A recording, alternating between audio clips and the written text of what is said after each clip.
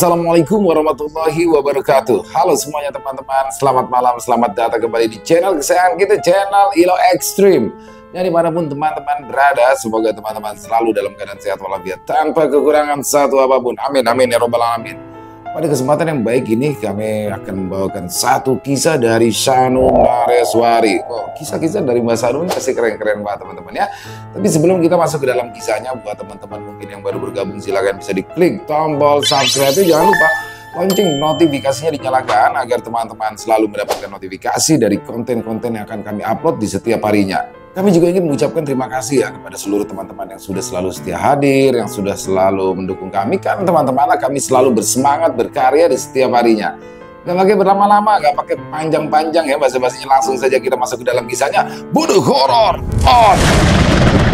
Kisah Erik dibawa masuk ke alam gaib.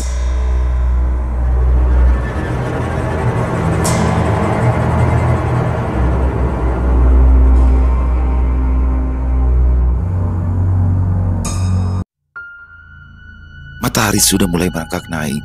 Hangatnya terasa menyentuh kulit Erik yang masih duduk di beranda rumah. Suara ramai di kejauhan, gelak tawa dan obrolan riang tetangga mengisi udara. Hari itu desa sedang ramai. Sebuah pernikahan sedang dirayakan. Banyak tamu yang datang memenuhi kampung kecil itu.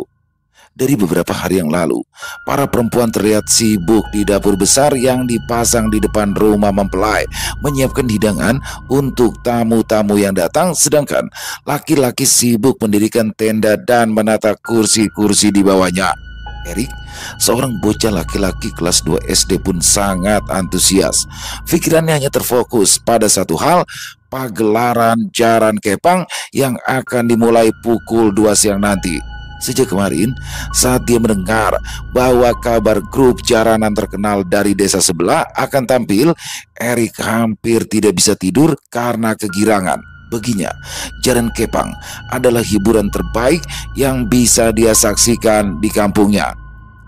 Pagi itu, Erik sudah mandi dan mengenakan baju terbaiknya, kaos bergambar superhero favoritnya, dengan celana pendek biru yang dibelikan ibunya tahun lalu saat lebaran. Ia duduk di beranda, memandangi jalan desa yang semakin ramai oleh orang-orang yang berjalan kaki menuju rumah pengantin. "Waktunya masih lama ya, Mak?" tanya Erik tak sabar sambil melirik ibunya yang sedang menyapu rumah. Mata bocah itu terus-terusan melirik ke arah jam dinding di ruang tamu. Masih pukul 10 pagi. "Nanti setelah makan siang," jawab ibunya dengan senyum sabar. "Kalau kamu lapar, ada kue di dapur, ambil aja." Erik mengangguk. Pikirannya sudah melayang ke acara siang nanti. Musik gamelan sudah terngiang-ngiang di telinganya. Ia membayangkan para penari yang memakai kostum warna-warni. Adegan-adegan menegangkan saat penari kesurupan selalu menjadi bagian yang paling ditunggunya. Penari-penari yang tiba-tiba jatuh ke tanah, lalu mulai memakan benda-benda aneh seperti bunga, kelapa, atau bahkan pecahan kaca, selalu membuat jantung Erik berdebar kencang. Jam demi jam berlalu dengan lambat. Seolah waktu enggan beranjak, Erik berusaha menghabiskan waktunya dengan membantu ibunya menata rumah, tapi matanya terus melirik ke arah jam dinding. Akhirnya, setelah makan siang, ketika jarum jam mendekati angka 2, suara gamelan mulai terdengar samar dari arah rumah mempelai. "Wah, sudah mulai, Mak!" teriak Erik girang. Ia segera berlari keluar. Kaki kecilnya berlari cepat di jalan setapak yang mulai dipadati oleh orang-orang. Di kejauhan, Erik bisa melihat tenda besar yang sudah dipenuhi penonton. Di depan panggung, sekelompok penari sedang bersiap-siap. Erik mengambil tempat di barisan depan, duduk di atas tanah, berbaur dengan anak-anak yang lain. Matanya tak berkedip memandangi para penari yang bergerak mengikuti irama gamelan yang semakin cepat. Tepuk tangan dan sorakan dari penonton menggema membuat Erik semakin tenggelam dalam kegembiraan. Suara kendang bertalu-talu memenuhi udara. Pada saat itu, dunia Erik hanya dipenuhi oleh gerakan-gerakan memukau para menari. Matanya terpaku pada pertunjukan jaran kepang yang semakin memanas. Musik gamelan semakin keras. Para penari menunjukkan atraksi mereka yang mendebarkan. Beberapa di antaranya mulai kesurupan. Tubuh mereka bergerak dengan cara yang tidak wajar. Beberapa penonton menjerit ketakutan, tetapi Erik hanya terpaku, tak mampu mengalihkan pandangan. Lalu di tengah-tengah serunya pertunjukan, tiba-tiba saja Erik merasa ada sesuatu yang mengganggu. Rasanya seperti ada sepasang mata yang terus mengawasinya dari kejauhan. Dia mengerutkan kening, melirik ke kiri dan ke kanan, tetapi tidak ada yang aneh di antara penonton lain. Mereka semua tampak terfokus pada pertunjukan yang sama. Perasaan tidak nyaman itu semakin kuat. Jantung Erik berdetak lebih cepat. Tanpa sadar, ia menoleh ke arah belakang. Di antara kerumunan penonton yang berdiri di sana, dia melihat sosok yang familiar, ya, bibinya. Seorang perempuan berusia sekitar 30 tahun, mengenakan pakaian serba hijau, berdiri sambil tersenyum ke arahnya. Erik menghela nafas lega. Senyum lebarnya langsung mereka di wajah. "Bibi Puji," gumamnya pelan dengan semangat. Bibinya mengangkat tangan, melambai dengan gerakan halus. Wajahnya tampak lembut, tetapi ada sesuatu dalam tatapannya yang membuat Erik sedikit bingung. Sepertinya bibinya tidak hanya sekedar melambaikan tangan, melainkan juga memberikan isyarat lain. Bibi Erik menggerakkan tangannya, memberi isyarat agar Erik mendekat. Erik melirik sejenak ke arah panggung, di mana para penari masih bergerak lincah, lalu kembali memandang bibinya. Kenapa bibi memintanya pergi di tengah pertunjukan? Tapi karena rasa sayang dan hormat pada bibinya, Erik tidak lagi berpikir dua kali. Ia berdiri perlahan, berusaha agar tidak mengganggu penonton lain di sekitarannya. Kakinya melangkah cepat, menerobos kerumunan, sambil sesekali mengucap permisi pada orang-orang dewasa yang berdiri di depannya. Matanya tetap terarah pada sosok bibinya yang semakin menjauh ke arah luar tenda. Setelah keluar dari keramaian penonton, Erik akhirnya berhasil mendekati bibinya. Dia berdiri tepat di depan Bibi Puji yang masih tersenyum hangat. Hanya saja ada sesuatu tentang suasana di luar tenda yang terasa berbeda. Suara gamelan yang tadinya memenuhi udara kini terdengar jauh lebih pelan, seolah teredam oleh angin sore yang dingin. Tidak ada lagi suara riuh dari para penonton. Rasanya seperti Erik sudah terpisah jauh dari keramaian. "Bi, kenapa aku diajak ke sini?" tanya Erik dengan nada bingung. Bibi Puji tetap tersenyum tanpa menjawab. Dia hanya melambaikan tangannya lagi, kali ini dengan gerakan lebih lambat, seperti memintanya untuk mengikuti lebih jauh. Rasa penasaran Erik semakin besar.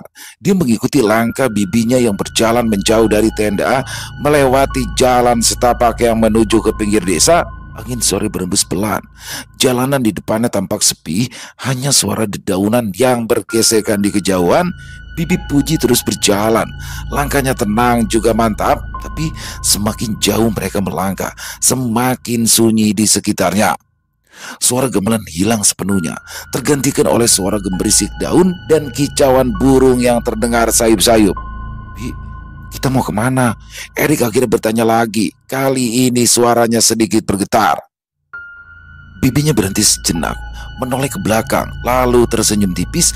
Mata perempuan itu berkilat aneh di bawah bayang-bayang pepohonan. Erik mengikuti langkah Bibi Puji kembali. Setelah melewati jalan setapak di tepi kebun bambu, mereka tiba di depan sebuah rumah besar yang belum pernah Erik lihat sebelumnya. Rumah itu tampak tua, tetapi juga megah, dengan dinding berwarna gelap dan atap tinggi yang menjulang. Jendela-jendelanya besar, tapi sebagian tertutup tirai tebal, hanya menyisakan bayangan samar di dalamnya. "Ini rumah siapa, Bi?" tanya Erik pelan. Matanya tak lepas dari rumah yang terlihat asing dan sedikit menyeramkan baginya. Bibi Puji lagi-lagi hanya tersenyum dan meletakkan tangannya di pundak Erik dengan lembut, seolah memberi isyarat bahwa semuanya akan baik-baik saja. "Kamu pasti suka di sini, Erik," jawab Bibi Puji dengan suara lembutnya. "Ayo, masuk." Erik meski ragu mengikuti langkah bibinya masuk ke dalam rumah besar itu. Begitu pintu terbuka, aroma harum makanan langsung menyambutnya. Di ruang tamu, meja panjang dipenuhi berbagai macam makanan lezat. Ada nasi kuning, sate ayam, gulai, dan aneka kudapan yang biasa hanya dilihatnya saat ada pesta besar. Piring-piring itu dihiasi buah segar, mangga, rambutan, dan jeruk. Semua tersaji rapi seperti pesta besar. Mata Erik membelalak. Wah, banyak sekali makanannya. Serunya senang. Rasa takut yang tadi sempat menghampirinya langsung terlupakan begitu saja. Perutnya tiba-tiba terasa lapar setelah melihat makanan melimpah yang ada di depannya. Bibi sudah menyiapkan semuanya untukmu, kata Bibi Puji dengan suara lembut. Tangannya mengelus kepala Erik. Ayo, makan sepuasmu. Di sini kamu tidak perlu malu-malu. Tanpa berpikir panjang, Erik mengambil tempat duduk di meja dan mulai menikmati hidangan. Nasi kuning yang hangat dan lembut, sate yang beraroma wangi, serta buah-buahan yang segar membuatnya makan dengan lahap. Setiap gigitan membuatnya merasa semakin kenyang, tetapi juga semakin bahagia. Bibinya duduk di sampingnya. Sesekali ia tersenyum melihat Erik yang menikmati makanan dengan begitu riangnya.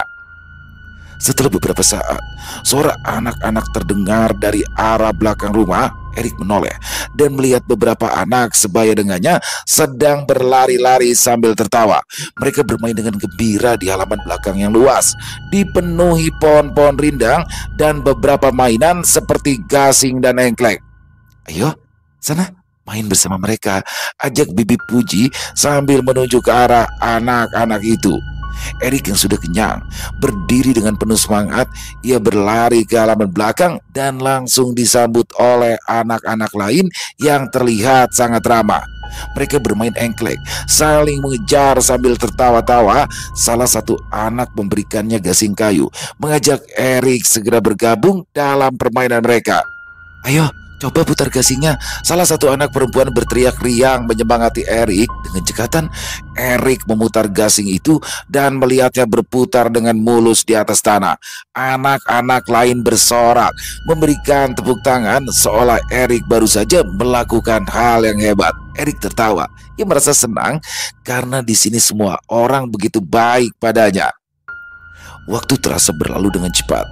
Matahari sudah mulai condong ke arah barat, sinarnya menembus celah-celah dedaunan. Meski begitu, Erik tidak merasa lelah. Dia terlalu asik bermain dengan anak-anak lain. Mereka terus tertawa dan bercanda seolah dunia di luar halaman rumah ini tidak ada. Namun, seiring berjalannya waktu, Erik mulai menyadari sesuatu yang aneh. Di tengah-tengah tawa yang itu tidak ada satupun dari anak-anak itu yang menyebutkan nama mereka. Dan lebih anehnya lagi, meskipun mereka semua bermain dan berbicara, tidak ada dari mereka yang pernah meninggalkan halaman. Erik berhenti sejenak, melihat sekeliling. Hatinya mulai bertanya-tanya. Siapa mereka sebenarnya? Pikirnya sambil melirik ke arah pintu belakang di mana Bibi Puji masih berdiri tersenyum lembut padanya dari kejauhan. Setelah beberapa saat bermain, Erik semakin merasa tidak nyaman. Meski tawa anak-anak itu masih terdengar, semakin lama rasanya semakin asing. Semua anak di situ tampak terlalu sempurna. Tidak ada yang berantakan, tidak ada yang tergores kotoran meskipun mereka bermain di tanah. Selain itu, mereka juga tidak pernah menyebutkan nama mereka atau bertanya siapa nama Erik. Mereka hanya tertawa, berbicara, tapi seakan hanya berputar dalam satu lingkaran permainan yang aneh. Erik berhenti sejenak, menarik nafas panjang. Wajahnya mulai memerah, kakinya gemetar. Ia menoleh ke arah pintu belakang rumah, tempat Bibi Puji berdiri memandanginya. Lalu, entah kenapa, Erik tiba-tiba merasakan kerinduan yang mendalam terhadap ibunya. Dia merasa tidak seharusnya ia berada di tempat ini terlalu lama. Dengan langkah cepat, Erik berlari menuju Bibi Puji. Bi, aku mau pulang, katanya. Aku kangen ibu. Ibu juga pasti khawatir. Bibi Puji hanya memandanginya masih dengan senyuman tipis yang tidak berubah. Akan tetapi kali ini ada sesuatu dalam tatapan matanya yang membuat Erik semakin tidak tenang. Dia berharap bibinya akan berkata sesuatu, meyakinkannya bahwa semuanya akan baik-baik saja, bahwa mereka akan segera pulang. Tapi sayang, Bibi Puji masih tidak mengatakan apa-apa. Erik mendekatkan tubuhnya ke arah bibinya, menarik ujung baju Bibi Puji sambil merengek. "Bi, aku mau pulang," rengeknya lagi. Suaranya semakin putus asa. Air mata mulai menggenang di sudut matanya, seakan rasa takut yang selama ini ditahan akhirnya pecah. Tanpa berkata sepatah kata pun, Bibi Puji membungkuk dan memeluk Erik dengan erat. Pelukannya begitu kencang, seperti seorang ibu yang menenangkan anaknya dari ketakutan. Tapi semakin lama, Erik merasa kepelukan itu menjadi terlalu erat, terlalu kuat. Ia merasakan tubuh bibinya yang dingin menekan tubuhnya, sehingga jantungnya berdetak dengan cepat. Aroma bunga melati yang semula samar, kini semakin menusuk hidungnya, membuatnya pusing. "Bibi, aku mau pulang," bisik Erik dengan suara serak, mencoba melepaskan diri dari pelukan itu. Tubuh Bibi Puji terasa dingin dan kaku, seperti bukan manusia lagi. Pelukan itu menjadi semakin erat, ingin menahan Erik agar tidak pergi kemana-mana. Erik mencoba menggerakkan tangannya, tetapi tangannya tidak bisa bergerak bebas. Bibinya memeluk terlalu kuat, membuatnya sulit untuk bernafas. Di tengah kekalutannya, Erik menatap ke atas, ke arah wajah Bibi Puji. Bibinya masih tersenyum, tapi kali ini senyumnya terlihat aneh, seperti senyum yang dipaksakan. Mata Bibi Puji terlihat hampa. Tanpa ekspresi, Erik mulai meronta. "Bibi, lepas! Aku mau pulang!" teriaknya. Suaranya pecah dalam isak tangis. Ia berusaha mendorong tubuh Bibi Puji menjauh, tetapi tenaga bibinya terlalu kuat. Mata Erik melirik ke sekitar, mencari jalan keluar. Anak-anak yang tadi bermain bersama sekarang hanya berdiri kejauhan, menatapnya tanpa ekspresi. Tidak ada lagi suara tawa, apalagi suara obrolan. Wajah mereka yang semula ceria kini tampak kosong dan hampa. Dengan segenap tenaga yang tersisa, Erik berhasil melepaskan dirinya dari pelukan bibinya. Dia terhuyung mundur beberapa langkah, nafasnya tersengal-sengal, matanya mulai berair. Bibi kenapa?" Bibi Puji berdiri di sana, memandangi Erik dengan senyum yang sama. Senyum itu yang awalnya menenangkan, kini tampak seperti senyum dingin yang menyembunyikan sesuatu di baliknya. Pelukan yang barusan dilepaskan terasa seperti peringatan bahwa Erik seharusnya tidak meninggalkan tempat ini. Erik mundur perlahan, rasa takut menyelubungi dirinya. Angin sore yang tadi sejuk kini terasa dingin menusuk tulang. Tidak ada suara apapun kecuali desiran angin yang semakin keras, membawa aroma melati yang semakin kuat. Sementara itu di desa, azan Isya baru saja selesai berkumandang. Suasana malam yang semula tenang mendadak terusik oleh kegaduhan. Lampu-lampu rumah warga menyala terang, menerangi jalan-jalan kecil. Di salah satu sudut desa, suara tangisan seorang perempuan terdengar nyaring. Ya, itu adalah ibunda Erik yang tampak cemas sekaligus putus asa mencari-cari anaknya yang belum juga pulang. "Ibu Erik kenapa?" tanya beberapa tetangga yang mulai berkumpul di depan rumahnya. Melihat perempuan itu mondar-mandir dengan nafas terengah-engah, wajahnya pucat, matanya merah. "Saya nggak bisa menemukan Erik," katanya sambil terisak. "Sudah saya cari di mana-mana, tapi nggak ada. Erik belum pulang dari siang tadi." Air matanya mengalir deras di pipinya. Ia memegang dadanya dengan erat, seolah menahan rasa sakit yang tidak bisa diungkapkan dengan kata-kata. Ibu Erik sudah mencarinya ke segala tempat yang mungkin Erik kunjungi. Dia pertama-tama pergi ke hajatan, berpikir bahwa Erik mungkin masih menonton pertunjukan jaranan bersama teman-temannya. Tetapi setelah menyisir area tempat pertunjukan itu, dia tidak melihat batang hidung anaknya. Dia bahkan menanyakan pada beberapa anak lain yang tadi sore bermain di sana. Mereka semua menggeleng, mengatakan bahwa Erik sudah lama pergi. Kegelisahan mulai merayapi dirinya. Ibu Erik kemudian bergegas ke rumah salah satu teman Erik, berharap anaknya mungkin sedang bermain di sana. Namun, lagi-lagi dia tidak menemukan apa-apa. Teman Erik itu bahkan berkata mereka tidak melihat Erik sejak siang tadi. Rasa takut mulai menjalar di tubuhnya.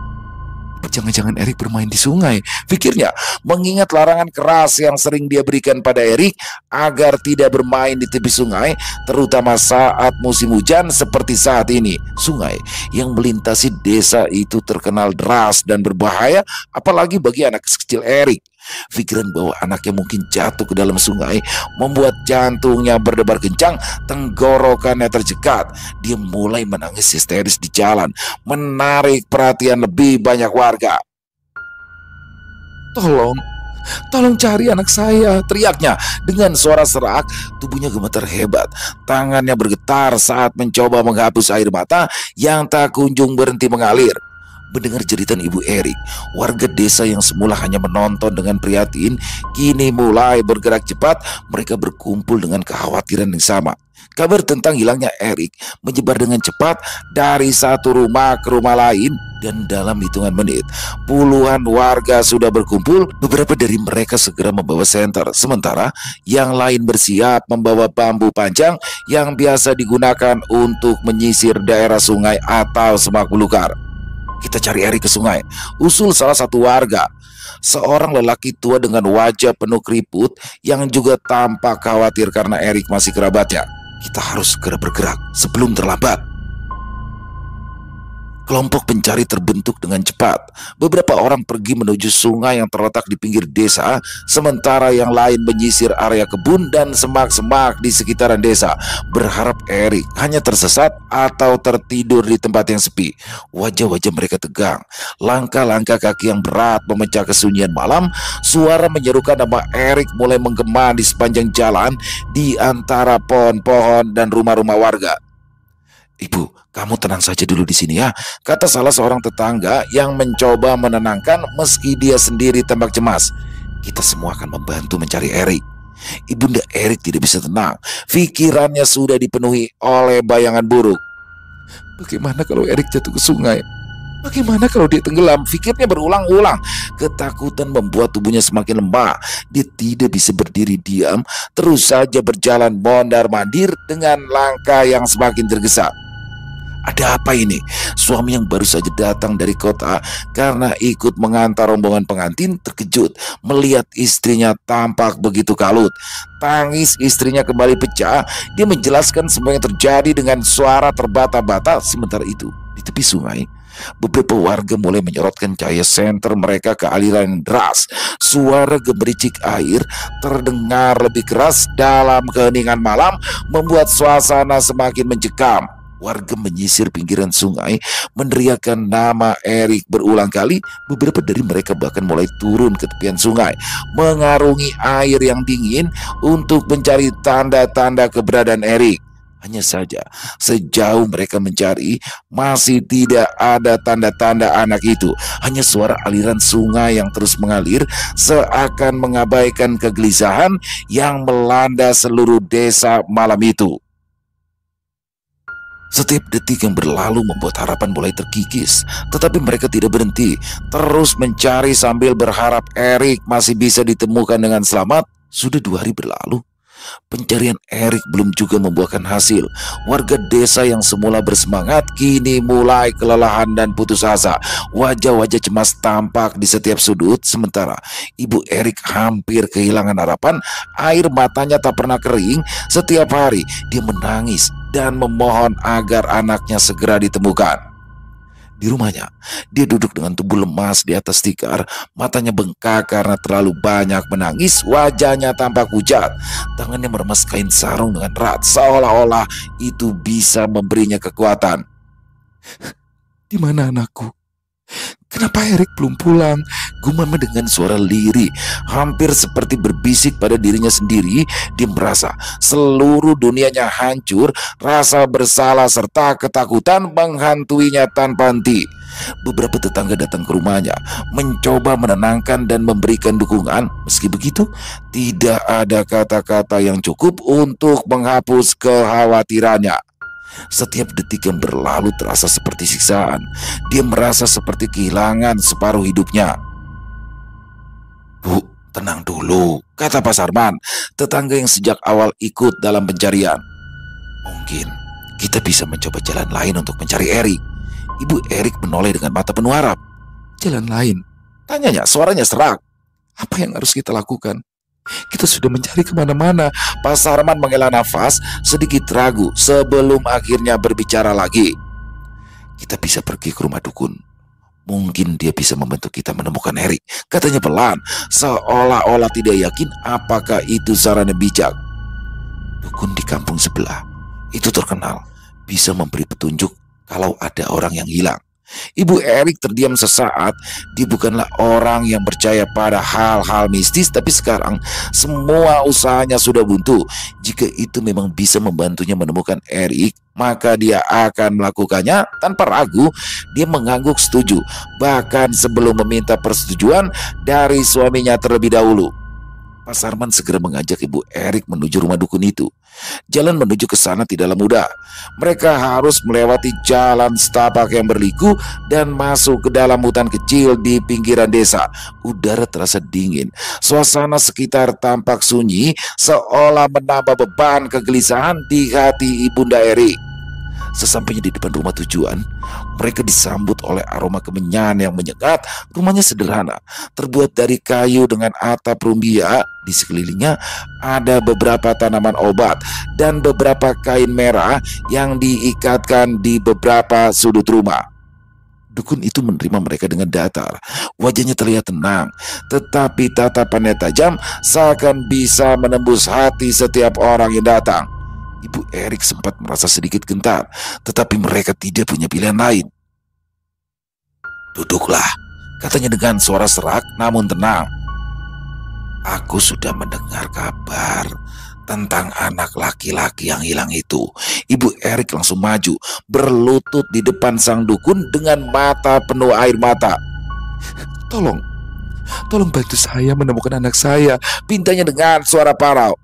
"Saya sudah mencari kemana-mana, tapi Erik belum juga ditemukan." Dukun yang belum terlalu tua itu menutup matanya, tampak sedang berkonsentrasi. Ruangan hening, hanya terdengar suara lembut angin yang berembus di luar. Setelah beberapa saat, dia membuka matanya lagi dan menatap Ibu Erik. "Tidak jauh dari rumahmu," kata dukun itu pelan tapi pasti. "Dia berada di tempat yang dekat, sangat dekat. Tapi ada sesuatu yang menahannya." Ibu Erik terkejut. "Maksud Bapak apa? Apa yang menahan Erik? Dia di mana?" Dukun itu hanya menggeleng pelan. "Aku tidak bisa mengatakan dengan pasti. Tapi yang jelas, Erik belum pergi jauh. Cari lagi di sekitaran rumahmu dan dengarkan apa yang alam katakan padamu." Warga yang mendampingi Ibu Erik saling bertatapan, kebingungan dan juga sedikit bingung dengan ucapan dukun itu. Tapi mereka memutuskan untuk mengikuti saran dukun itu. "Kita coba lagi, Bu Erik," kata Pak Sarman sambil menguatkan hatinya. "Kita coba cari di sekitaran rumahmu. Mungkin memang ada sesuatu yang kita lewatkan." Ibu Erik tidak berkata apa-apa, hanya mengangguk, hatinya penuh dengan kegelisahan, walau juga ada secercah harapan. Malam harinya, ayah Erik duduk di sudut kamar, menundukkan kepala sambil menarik nafas panjang. Sudah 2 hari ini anaknya menghilang. Suasana di rumah mereka terasa begitu muram. Istrinya tak henti-hentinya menangis, dan warga desa yang tadinya bersemangat mencari Erik kini mulai tampak putus asa. Hatinya sendiri dipenuhi rasa gelisah dan marah yang terpendam sejak tadi siang. Ketika istrinya dan warga memutuskan pergi ke dukun, dia terpaksa menahan perasaan tak nyaman. Dia bukan orang yang percaya pada hal-hal mistis semacam itu. Baginya, solusi terbaik adalah berdoa kepada Tuhan. Malam semakin larut. Keheningan rumah hanya dipecahkan oleh isak tangis pelan dari istrinya yang terbaring di kamar sebelah. Ayah Erik bangkit dari duduknya, mengambil air wudhu dengan perlahan, lantas menunaikan sholat tahajud. Setiap gerakan sholatnya terasa khusyuk, sujud terasa lebih dalam. "Ya Allah, tunjukkanlah jalanmu. Berikanlah petunjuk di mana anak hamba berada. Hamba serahkan segala urusan kepadamu ya Allah, gumama dalam doa panjang setelah sholat. Selesai sholat, ayah Erik duduk bersila di atas sajadah. Tangannya menggapai Al-Quran yang terletak di meja kecil yang ada di sampingnya. Dengan perlahan, dia membuka kitab suci itu, mencari ketenangan dalam setiap ayat yang ia baca. Suaranya lembut dan tenang. Meski hatinya penuh dengan kecemasan, setiap kata yang terucap adalah harapan. Setiap ayat yang dibaca adalah permohonan. Dia berharap melalui bacaan Al-Quran, dia bisa mendapatkan petunjuk tentang anaknya. Waktu terus berlalu, tubuh ayah Erik mulai merasakan lelah. Setelah sekian lama mengaji, matanya kini terasa berat. Sajadah yang tadinya menjadi tempat bersujud kini berubah menjadi alas tidur tanpa dia sadari. Perlahan matanya terpejam. Tanpa sengaja ia tertidur di atas sajadahnya. Dalam tidurnya yang singkat, tiba-tiba ia melihat sesuatu. Suasana di sekelilingnya berubah. Dia berada di sebuah tempat yang asing, namun samar-samar terasa akrab. Di tengah kegelapan, ia mendengar suara yang sangat dikenalinya. Suara Erik terdengar jelas. "Ayah, tolong ayah!" teriak Erik. Suaranya terdengar penuh ketakutan serta putus asa. Ayah Erik tersentak. Dalam mimpinya, dia melihat Erik berdiri di tempat yang gelap, berteriak sambil melambaikan tangan meminta pertolongan. Wajah anak itu pucat, matanya berkaca-kaca, tubuhnya gemetar. Suara teriakan itu semakin menggema di telinga ayah Erik, membuat hatinya semakin resah. "Ayah, tolong aku!" Erik terus memanggil. Suaranya seperti tercekik, lalu bayangannya perlahan-lahan mulai menghilang di balik kegelapan. Ayah Erik berusaha mendekat, tapi tubuhnya terasa kaku. Dia tidak bisa bergerak, seolah-olah ada sesuatu yang menahannya. Dia hanya bisa memandang Erik dari kejauhan, tak berdaya. Meski hatinya meronta ingin menolong anaknya, tiba-tiba dia tersentak bangun. Tubuhnya gemetar dengan keringat dingin mengalir di pelipisnya. Nafasnya terengah-engah, dadanya terasa sesak. "Astagfirullah, astagfirullah," desisnya sambil mengusap wajahnya dengan kedua tangan. Apa itu tadi?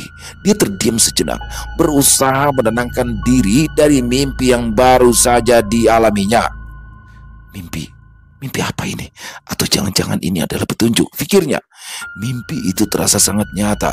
Suara Erik yang meminta tolong masih terngiang di telinganya, seolah anaknya benar-benar butuh pertolongan, memanggil dari tempat yang tidak diketahui. Ayah Erik bangkit dari sajadahnya, masih merasa bingung dan juga cemas. Ya Allah, apa artinya semua ini? Bisik ke dalam hati. Dia tahu mimpi terkadang bukanlah sekedar kembang tidur. Ada sesuatu yang ingin disampaikan melalui mimpi itu, sesuatu yang mungkin bisa membawanya menemukan Erik. Ayah Erik merasa hatinya tergugah, seakan-akan ia diberikan petunjuk tentang keberadaan anaknya. Dengan perasaan campur aduk antara takut dan sedikit berharap, dia memutuskan untuk segera mencari tahu lebih dalam tentang mimpi tersebut. Mungkin di balik mimpi itu Tuhan sedang menunjukkan jalan.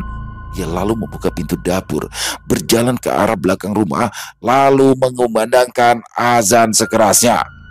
Setelah selesai, ayah Erik menarik nafas dalam-dalam sebentar. Ada sesuatu yang terus mendorongnya untuk melanjutkan. Sautan pelan yang dipercayainya sebagai suara Erik. Suara tangisan Erik yang jelas tapi tak terlihat asalnya membuat perasaan ayah Erik semakin campur aduk. Dia merasa sudah berada dekat dengan anaknya, walau Erik belum terlihat. Dengan suara yang lebih lantang dan penuh harapan, ayah Erik kembali mengumandangkan azan. Suaranya menggema di antara batang-batang bambu, bercampur dengan gemerisik dedaunan yang bergetar oleh angin malam. Sementara itu istri dan kerabatnya bergegas mengambil senter. Mereka terkejut karena ayah Erik berulang kali mengumandangkan azan di tengah malam. Mereka semakin terkejut lagi ketika mendengar suara rengekan anak kecil yang mirip dengan suara Erik. Cahaya senter mereka berkilauan menembus gelapnya kebun bambu, bergerak-gerak tanpa henti, mencoba menemukan titik di mana Erik berada. Beberapa orang mulai memasuki bagian rumpun bambu yang lebih dalam. Meskipun jalurnya sulit ditembus, batang-batang bambu begitu rapat dengan daun-daun yang menggantung rendah membuat setiap langkah terasa penuh hambatan. "Erik, di mana kamu, Nak?" teriak ibunda Erik dengan suara yang parau sambil memegang senter dengan tangan yang gemetar. Dia mengarahkan cahayanya ke setiap celah yang ada di antara batang-batang bambu, berharap bisa menangkap bayangan anaknya. Beberapa kali cahayanya tertahan oleh dedaunan yang lebat, tapi dia tidak menyerah. Kemudian, di balik rimbunan yang paling rapat, salah seorang kerabat berteriak, "Ini dia! Erik ada di sini!" Semua orang yang berada di kebun itu langsung bergegas menuju suara tersebut. Ketika mereka sampai di tengah kerapatan batang-batang bambu, tampak sosok kecil yang sedang duduk meringkuk. Tubuh Erik yang lemah itu terperangkap di dalam rumpun bambu yang begitu rapat. Ibunda Erik langsung berlari mendekati anaknya, tapi ayah Erik menghentikannya sejenak. "Hati-hati, hati-hati," katanya dengan suara bergetar. "Jangan sampai kita melukai Erik saat mengeluarkannya." Dia sendiri terlihat sangat cemas meski tetap berusaha untuk tenang. Beberapa orang yang membawa parang perlahan-lahan mulai membuka jalan dengan perlahan. Batang-batang bambu yang mengelilingi Erik begitu rapat, seolah-olah membentuk sangkar yang tidak memungkinkan Erik keluar dengan mudah. Setiap potongan bambu dibersihkan perlahan agar tidak mengenai tubuh Erik yang tampak sangat lemah.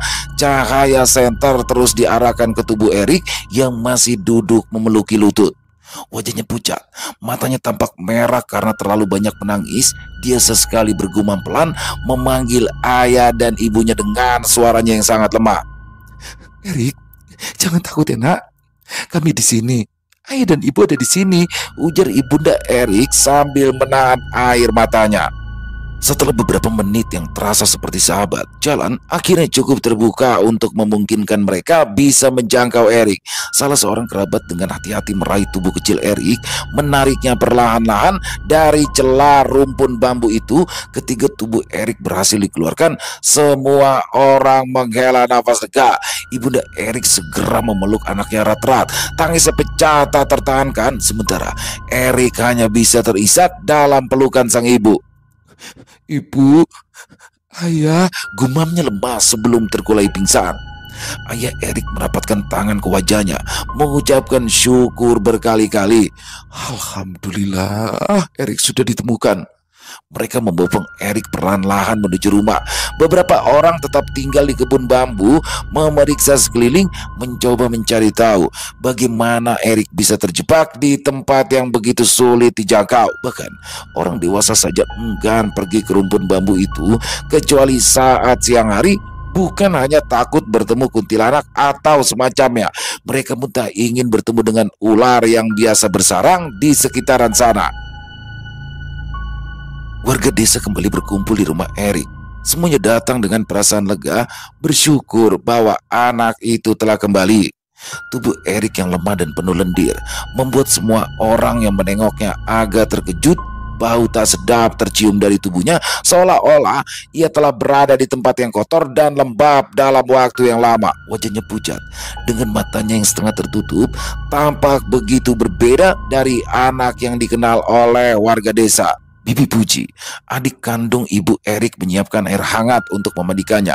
Mereka akan segera membersihkan Erik agar badannya kembali bersih. Di dapur, panci besar berisi air sedang dipanaskan di atas tungku. Uapnya menguap perlahan menandakan air siap digunakan. Ibunda Erik tak kuasa menahan tangis saat melihat tubuh anak yang kurus itu penuh dengan lendir. Tangan-tangannya yang gemetar dengan cepat mencekak air matanya. Lalu ia mengambil kain dan dengan hati-hati menggosok tubuh Erik yang kotor. Air hangat yang sudah dicampur dengan daun pandan dibasuhkan pelan-pelan ke atas tubuh Erik, membersihkan setiap inci kulit yang lengket dengan cairan aneh itu. Erik yang sudah sadar sekarang ini diam saja. Sudah tidak ada suara sedikit pun yang keluar dari mulutnya. Matanya hanya menatap kosong ke arah langit-langit, seolah-olah pikirannya masih tertinggal di tempat yang jauh. Ketika air mengalir di kulitnya, tak ada gerakan yang menandakan dia merasa lebih baik. Ibu Erik berulang kali memanggil namanya dengan lembut. "Erik, Nak, ini ibu." Tetapi tetap saja tak ada jawaban. Setelah tubuhnya bersih, Erik dibaringkan di atas kasur. Ibu Erik menyuapkan sedikit makanan. Meski begitu, Erik hanya membuka mulutnya tanpa benar-benar sadar akan apa yang sedang ia makan. Sepiring nasi panas dan sayur hangat yang biasanya menjadi kesukaannya kini tidak mampu membangkitkan semangatnya. Malam berganti pagi, tapi keadaan Erik tak kunjung berubah. Dia tetap diam, tak pernah lagi berbicara, hanya sesekali mengangguk jika diajak bicara. Kegelisahan kembali melanda keluarga Erik. Terlebih lagi ketika anak kecil itu selalu berjengit ketakutan saat melihat bibinya sendiri lalu bersembunyi di bawah selimut. Bersama beberapa tetua desa, keluarganya memutuskan untuk membawa Erik menemui seorang kiai yang memiliki pesantren di kota dekat desa mereka.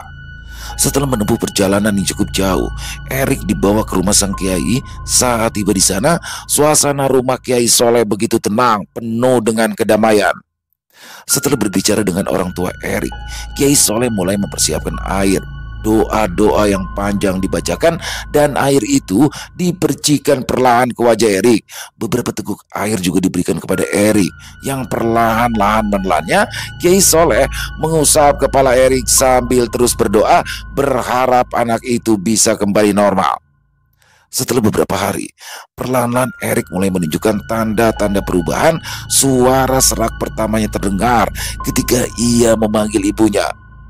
"Bu." Suara itu keluar pelan, tapi cukup jelas hingga membuat ibu Erik menangis bahagia. Ayah Erik yang melihat kejadian itu juga merasa lega, tetapi rasa penasaran terus menggerogoti pikirannya. Setelah Erik merasa lebih baik dan bisa berbicara, barulah cerita yang mengejutkan keluar dari mulutnya. Dengan suara gemetar, Erik bercerita bahwa sosok yang membawanya pergi saat acara pernikahan memiliki wajah yang sangat mirip dengan Bibi Puji.